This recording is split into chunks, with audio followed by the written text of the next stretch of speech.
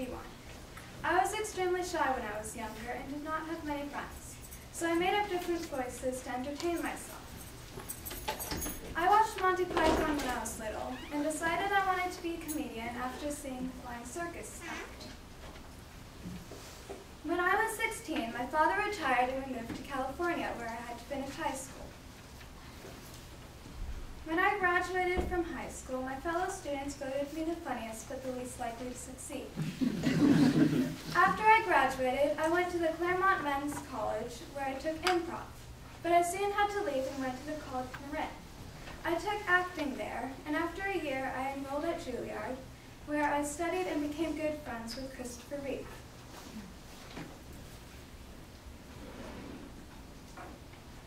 In my free time, I practiced stand-up, and I soon realized I was much better at comedy than acting. So I left Juilliard and went to Los Angeles. In Los Angeles, I worked as a street mime to get money until I got a job on the West Coast comedy circuit.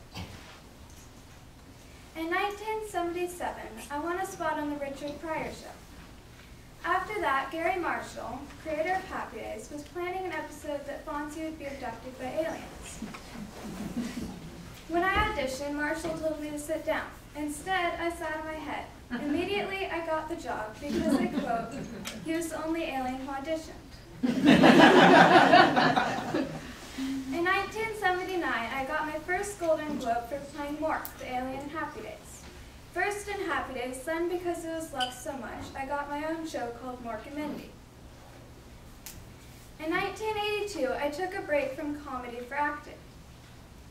I waited 20 years until I went to Broadway to do a live show, which won me a Grammy in 2003 for a spoken word album. In 1988, I got my second Golden Globe for Good Morning Vietnam. Then in 1989 for Dead Poets Society. After that, I became very well known and loved. I improvise most of my parts for movies and TV shows because I don't like reading from scripts. When we were recording for Aladdin, there were more than 17 hours of improvised recordings. In Mork and Mindy, most of the scenes were improvised also.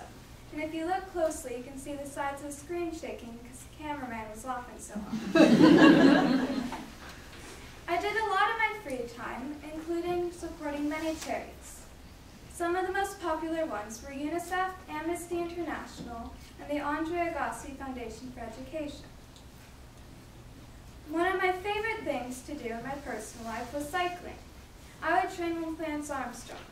I'd even ride in the Lance Armstrong team car during his races. I also played a lot of video games. I even named my daughter Zelda after my favorite video game, The Legend of Zelda. I didn't read very many books, but my absolute favorite would have to be The Lion, the Witch, and the Wardrobe because of how random and unique the story was. I also have a vineyard, and in a Time article I joked it's like Gandhi owning a delicatessen because I couldn't drink wine. It is next to my $30 million house in California, which on the outside is gorgeous, but the inside isn't so great because in my depression, I broke many things. I have been depressed for many years. When I was asked about it, I said, "Do I perform in a manic style? Yes. Am I manic all the time? No. Do I get sad? Yeah. Does it hit me hard? Oh yeah." When I was asked if I was clinically depressed, I said, no, not clinical depression. Now I get bummed like I think a lot of us do. You look at the world and go, wow, this really sucks. Other times you go, oh, things are okay. In addition to depression, I had a drinking problem for a while in the 1980s. But when my oldest son, Zach, was born, I stopped. Sadly, in 2003, I started up again.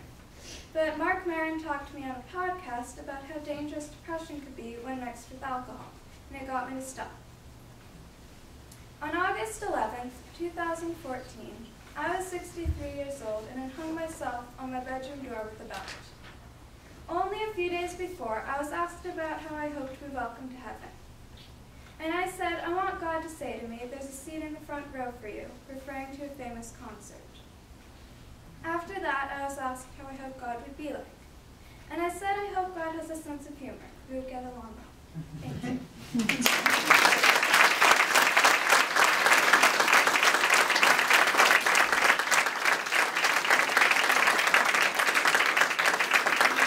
We can take a couple of questions for Robin Williams. If anyone has a question, there's one in the front. Dead Poets Society is my favorite movie, especially as an English teacher. Did you ever reveal what your favorite movie was that you made? No, I never revealed that. I don't think it would be nice to everybody else, because if you love me, then you want to love the movie I like the most, so. Ah. I think we have a little one in the corner over here with a question. Yes, Why were you depressed? I'm not really quite sure about that. I never really told anybody. I think it's because of how unpopular I was at school, because that can really get you down. Well, thank you. I don't want to keep you up here long.